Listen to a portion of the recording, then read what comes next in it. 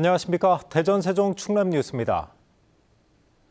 대통령 직속 국정기획위원회가 내일 이재명 정부의 5개년 계획을 담은 국정과제를 발표합니다.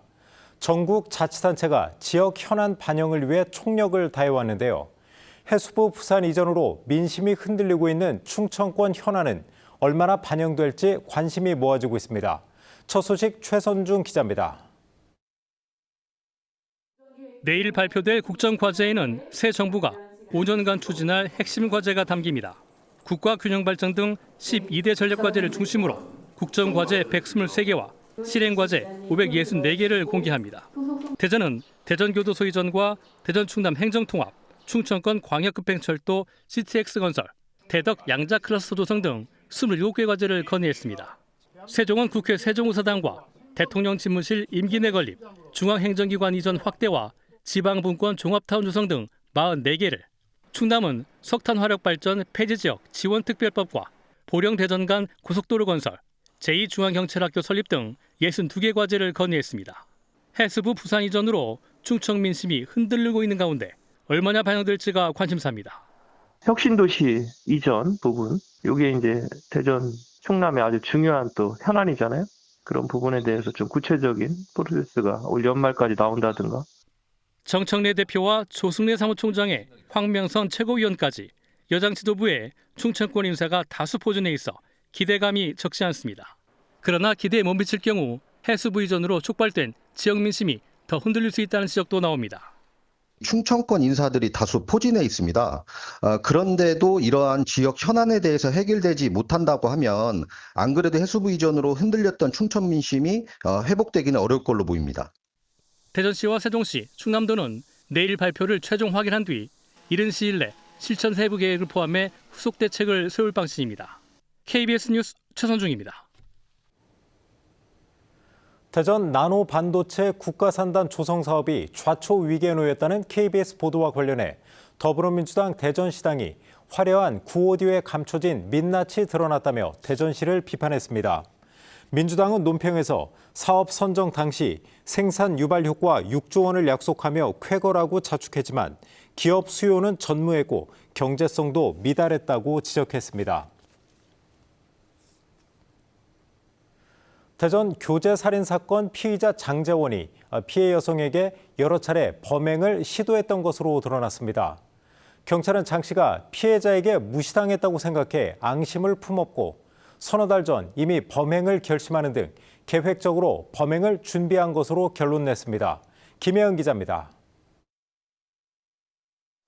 전 여자친구를 흉기로 찔러 숨지게 한 혐의로 구속된 26살 장재원.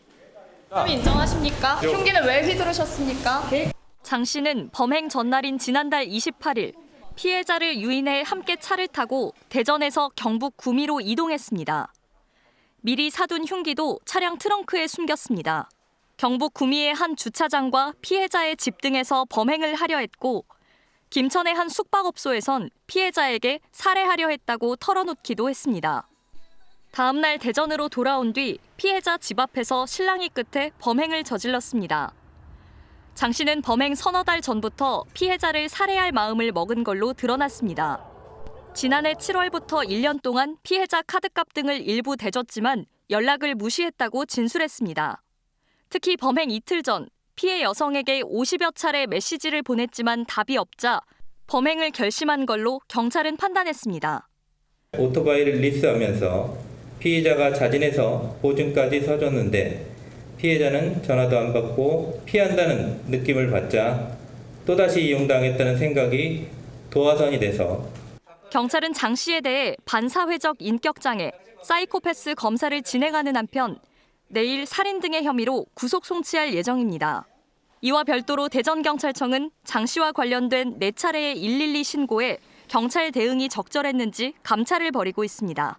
KBS 뉴스 김예은입니다. 오늘 오후 1시 20분쯤 대전시 도마동의 한 오토바이 가게에서 불이 나 주변 미용실 등으로 옮겨부터 가게 5곳이 불에 탔습니다. 불은 2시간 만에 꺼졌지만 60대 오토바이 가게 주인이 얼굴에 화상을 입어 병원으로 옮겨졌습니다.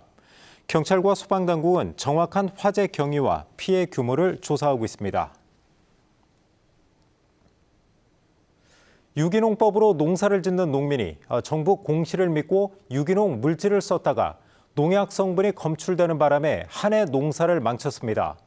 국가의 책임이 있다는 1심 판결이 나왔지만 농산물 품질관리원은 손해배상 대신 항소에 나섰습니다. 이영경 기자가 보도합니다.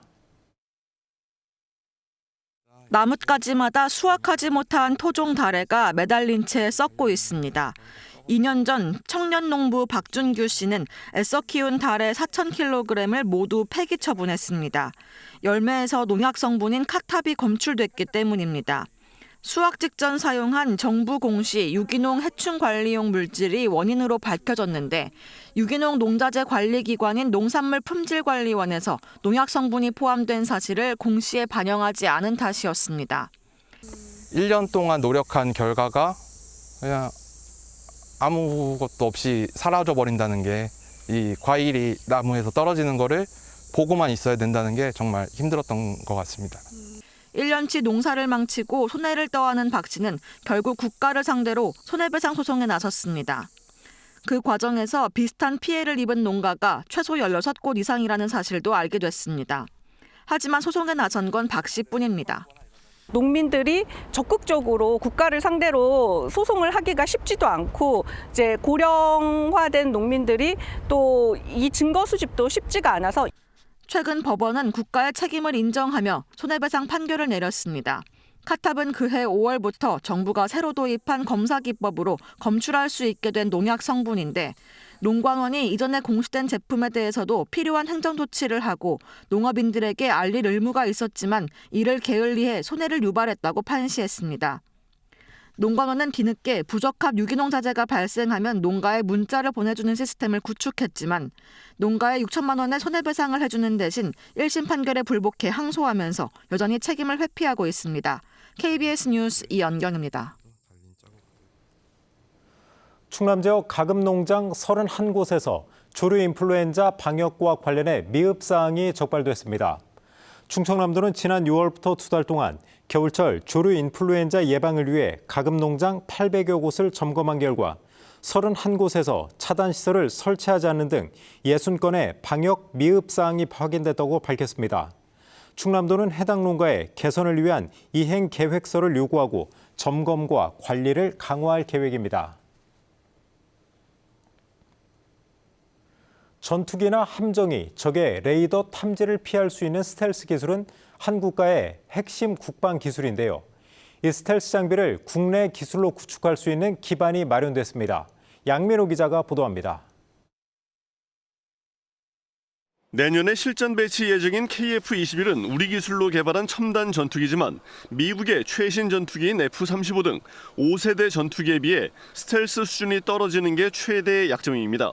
스텔스 기능을 구현하기 위해서는 레이더 전파 반사 면적을 줄이는 기체 형상과 전파를 흡수하는 도료, 그리고 레이더 덮개인 레이돔의 소재가 중요합니다. 적의 레이더 전파는 흡수하거나 난반사시키지만 아군의 레이더는 선택적으로 통과시켜야 하기 때문입니다. 표준과학연구원이 전파를 선택적으로 투과하는 주파수 필터를 설계하는 소프트웨어를 개발했습니다. 인공지능과 병렬 계산 방식을 도입해 기존 상용 소프트웨어보다 계산 속도가 50배 빨랐습니다. 그 필터를 효과적으로 설계하고 빠르게 설계하고 측정할 수 있는 기술까지 다 전체적인 프로세스를 개발을 했습니다. 레이돔의 성능을 측정할 수 있는 평가 장비도 함께 개발됐습니다. 레이돔 성능 측정에도 인공지능 기술이 적용돼 기존 평가 장비보다 5배 빠릅니다.